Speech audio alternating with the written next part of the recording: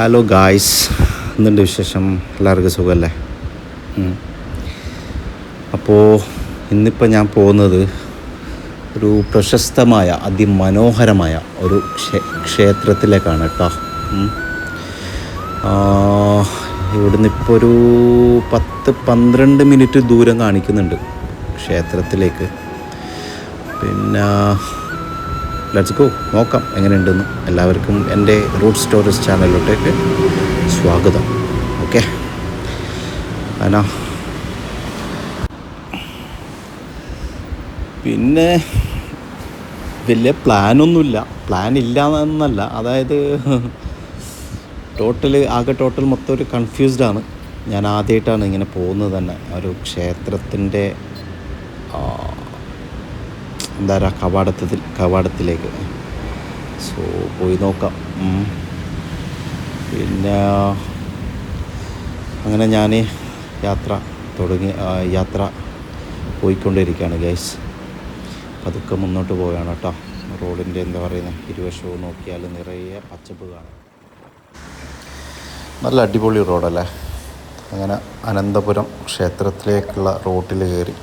ക്ഷേത്രത്തിൻ്റെ റോഡല്ല, എന്നാലും മെയിൻ റോട്ടിലോട്ട് കയറി. മെയിൻ റോഡ് വേറെയുണ്ട്. ഇവിടുന്ന് ഒരു രണ്ട് ഭാഗത്തോട്ട് തെറ്റാനുണ്ടെന്ന് തോന്നുന്നു.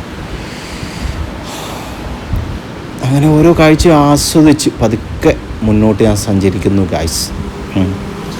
അതിനിപ്പോൾ എത്തിയിട്ടുള്ളത് നല്ല ഫാക്ടറി സമുച്ചയ ഏരിയയിലോട്ടാണ് കേട്ടോ. കണ്ടമാനം ഫാക്ടറീസ് മാത്രമേ ഉള്ളൂ ഇവിടെ. പ്ലൈവുഡ് ഫാക്ടറിയാണ് കേട്ടോ. മരത്തിൻ്റെ മണമാണ്, ഫുൾ ഓഫ് മരത്തിൻ്റെ മണം. അങ്ങേ ദൂരത്തു നിന്ന് തന്നെ മരത്തിൻ്റെ മണം തുടങ്ങിയിട്ടുണ്ടായിരുന്നു. പിന്നെ എന്താ പറയുന്നത്, നല്ല സൈഡ് സീനും കാര്യങ്ങളൊക്കെ കാണുന്നുണ്ട്. അങ്ങനെ ഒന്ന് നിർത്തി നോക്കിയാലോ എന്ന് വിചാരിച്ചിട്ട് ഞാൻ നിർത്തി ഗായ്സ്. നല്ല രസമുണ്ട്. നല്ല തണുത്ത കാറ്റ് വരുന്നുണ്ട്, ഒരു മണവും ഉണ്ടായിരുന്നു, ഒരു സ്പെഷ്യൽ. അങ്ങനെയാണ് ഞാൻ നിർത്താൻ കാരണം കേട്ടോടാ. അങ്ങറ്റം ഒരു ദൂരത്തത് ഒരു തടാകം, ഒരു കായൽ എന്തോ കാണുന്നുണ്ട്. ബ്രിഡ്ജാണെന്ന് തോന്നുന്നു. അങ്ങ് ദൂരം ബ്രിഡ്ജ് തന്നെയല്ലേ കാണുന്നത്. ഒരു ബ്രിഡ്ജ് പോലെ കാണുന്നുണ്ട്. ഒന്നും അറിയില്ല, പുഴ ഏതാണെന്നൊന്നും അറിയില്ല.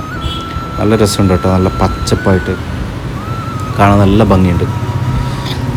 അപ്പോൾ യാത്ര മുന്നോട്ട്.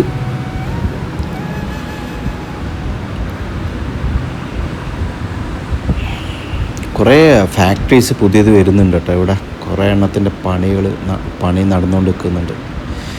പണ്ടെല്ലാം വിജനമായിട്ടുള്ള ഒരു ഏരിയ തന്നെയായിരുന്നു. സത്യം പറഞ്ഞാൽ ഒരു ഏരിയയിൽ കയറി കഴിഞ്ഞാൽ പേടിയാണ് ആ ഏരിയ കയറി ഇറങ്ങും വരെ. പക്ഷെ ഇപ്പം അങ്ങനെയല്ല. ഇപ്പം ആൾതാമസം, അതായത് ജനവാസ മേഖലയായിട്ട് മാറിക്കൊണ്ടുണ്ട് കേട്ടോ. അതാ കാണുന്നതൊക്കെ റൈറ്റ് സൈഡിൽ കാണുന്നത് ഫാക്ടറിയാണ് കേട്ടോ. അങ്ങനെ താഴോട്ട് ഇറങ്ങുകയാണ്. ഇത് നല്ല രസമുണ്ട്. ഇടയ്ക്ക് ഒരു എന്താ പറയുന്നത്, ചെറിയ മഴ ചാറുന്നുണ്ടായിരുന്നു. ഞാൻ വിചാരിച്ച മഴ പെയ്യുന്നു. ഇപ്പം മഴ പിടിച്ചിട്ടുണ്ട്, വെയിലെല്ലാം പോയി. അങ്ങനെ പച്ചപ്പും കണ്ട് നീങ്ങുന്നു. ഏതാനും നിമിഷങ്ങൾക്കകം ക്ഷേത്രത്തിലേക്ക് എത്തും. ക്ഷേത്രത്തിൻ്റെ റോഡാണ് കാണുന്നത്. അങ്ങനെ താഴോട്ട് ഞാൻ പതുക്കെ ഇറങ്ങുകയാണ് കേട്ടോ. മൊത്തം ഒരു കൺഫ്യൂസിലാണ് ഞാൻ നിൽക്കുന്നത്. എങ്ങനെ ഷൂട്ട് ചെയ്യണമെന്നറിയില്ല, എങ്ങനെ അവതരിപ്പിച്ച് തരണമെന്ന് എനിക്കറിയില്ല. ലെറ്റ്സ് ഗോ, നോക്കാമല്ലോ. ഒന്ന് വളച്ചെടുക്കുന്നു. മൊത്തത്തിലൊന്ന് കാണാൻ വേണ്ടിയിട്ട് ഞാനൊന്ന് സ്കൂട്ടർ വളക്കുകയാണ് കേട്ടോ. കുറച്ച് ആൾക്കാരൊക്കെ കാണുന്നുണ്ടായിരുന്നു. ലുക്സ് ലൈക്ക് റൈഡേഴ്സിന് പോലെ ഉണ്ട് കാണുമ്പോൾ. ഒന്ന് അത് സ്കൂട്ടർ നിർത്തുന്ന ശേഷം കാണാം.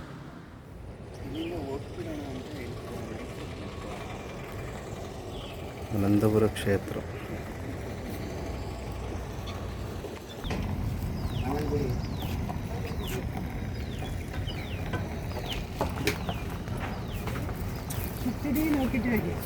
കുളം മധ്യത്തിലെ അമ്പലം. അപ്പോൾ സുത്തിരി പോയിട്ട് ചുറ്റും അതെല്ലാം കാണാൻ പറ്റും അല്ലേ? ഓക്കെ. ക്ഷേത്രത്തിൻ്റെ കവാടത്തിലേക്ക് എത്തുന്നതിന് മുമ്പേ എന്നെ അതിശയിപ്പിച്ചൊരു കാര്യം എന്താ വെച്ചാൽ, രണ്ട് സൈഡും നിറഞ്ഞു നിൽക്കുന്ന, അതായത് ഇരുവശവും തണൽ വിരിച്ച് നിൽക്കുന്ന മരങ്ങളും ആ മനോഹരമായ നടപ്പാതയും ക്ഷേത്രത്തിൻ്റെ ഭംഗി ഒന്നും കൂടി കൂട്ടി കാണിക്കുന്നുണ്ട് കേട്ടോ. അങ്ങനെ കവാടത്തിലോട്ടേക്ക് ഞാൻ ചെല്ലുകയാണ്. ക്ഷേത്ര പരിസരത്ത് പ്രവേശിക്കുമ്പോൾ ആദ്യം നമ്മെ സ്വാഗതം ചെയ്യുന്നത് ഭക്തി നിർഭരമായി കൈകൂപ്പി നിൽക്കുന്ന ശ്രീ ഹനുമാൻ സ്വാമിയുടെ ഈ മനോഹരമായ ശില്പമാണ്. അല്പം മുന്നോട്ട് പോകുമ്പോൾ ഭഗവാൻ മഹാവിഷ്ണുവിൻ്റെ വാഹനമായ ഗരുഡൻ്റെ മനോഹരമായ പ്രതിമയും കാണാം. കൈകൂപ്പി നിൽക്കുന്ന ഈ രൂപം ഭക്തിയുടെയും വിനയത്തിൻ്റെയും സന്ദേശമാണ് നൽകുന്നത്.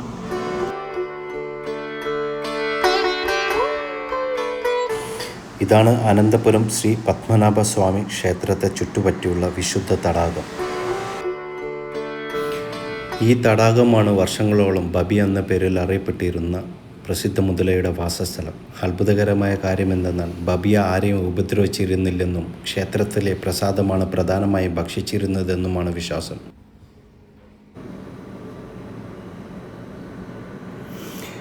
ഇവിടെയാണ് ക്ഷേത്രത്തിൻ്റെ തടാകത്തിൻ്റെയും അകത്തളങ്ങളിലേക്ക് ഇറങ്ങാനുള്ള പടവുകൾ.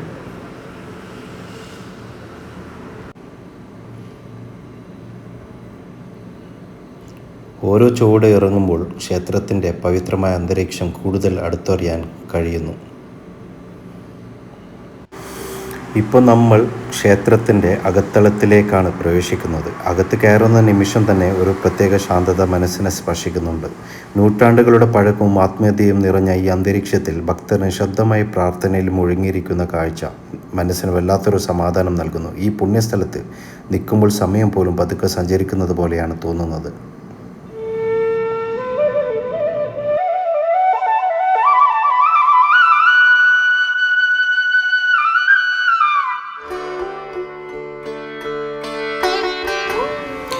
ഇതാണ് അനന്തപുരം ശ്രീ പത്മനാഭസ്വാമി ക്ഷേത്രത്തിൻ്റെ മറ്റൊരു മനോഹരമായ ദൃശ്യം. ശാന്തമായ തടാകത്തിൻ്റെ മധ്യത്തിൽ തലയുയർത്തി നിൽക്കുന്ന ഈ പുരാതന ക്ഷേത്രം കേരളത്തിൻ്റെ പരമ്പരാഗത വാസ്തുശൈലിയുടെ മനോഹരമായ ഉദാഹരണമാണ്. വെള്ളത്തിൽ തെളിഞ്ഞു നിൽക്കുന്ന ക്ഷേത്രത്തിൻ്റെ പ്രതിഫലനം ഈ കാഴ്ചയ്ക്ക് കൂടുതൽ ഭംഗി നൽകുന്നു. പ്രകൃതിയും വിശ്വാസവും ചരിത്രവും ഒരുമിച്ച് ചേരുന്ന ഈ പുണ്യസ്ഥലം ഇവിടെ എത്തുന്ന ഓരോരുത്തരുടെയും മനസ്സിൽ എന്നും മായാത്ത ഒരു ഓർമ്മയായി നിലനിൽക്കും.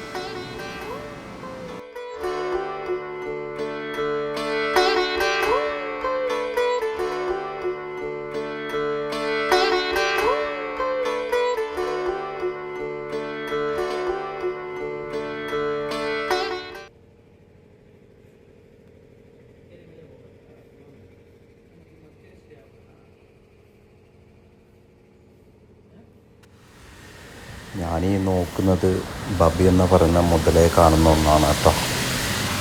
എവിടെയെങ്കിലും കാണുന്നുണ്ടോ എന്നാണ് ഞാൻ തപ്പി നോക്കുന്നത്. എനിക്ക് അങ്ങോട്ടൊന്നും കാണാൻ പറ്റിയില്ല.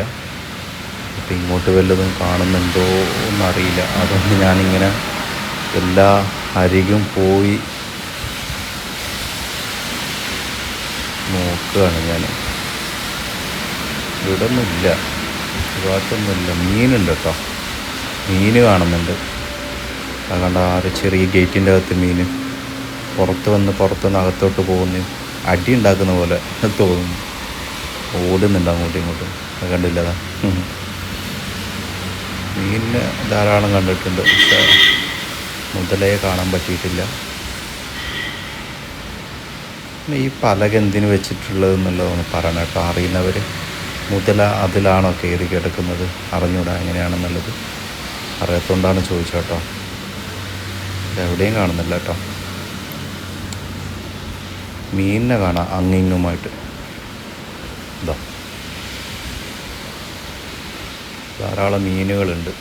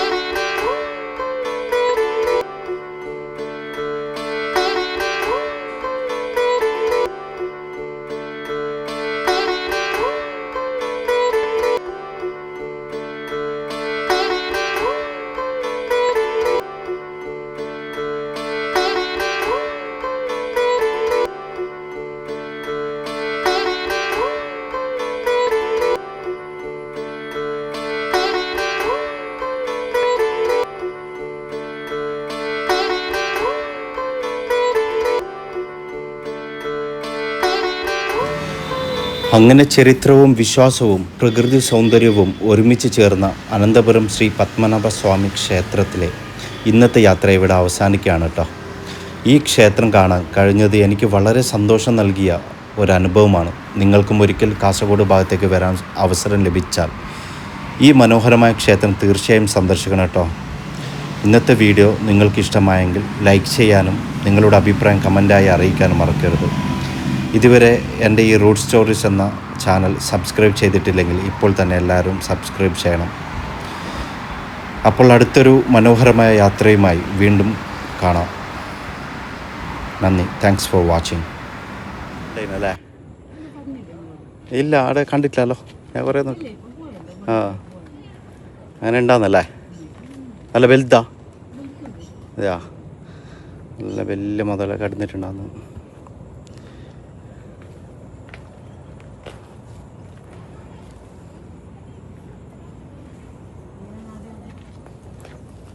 ഇവിടെ തന്നെ കാസർഗോഡ് ജില്ല.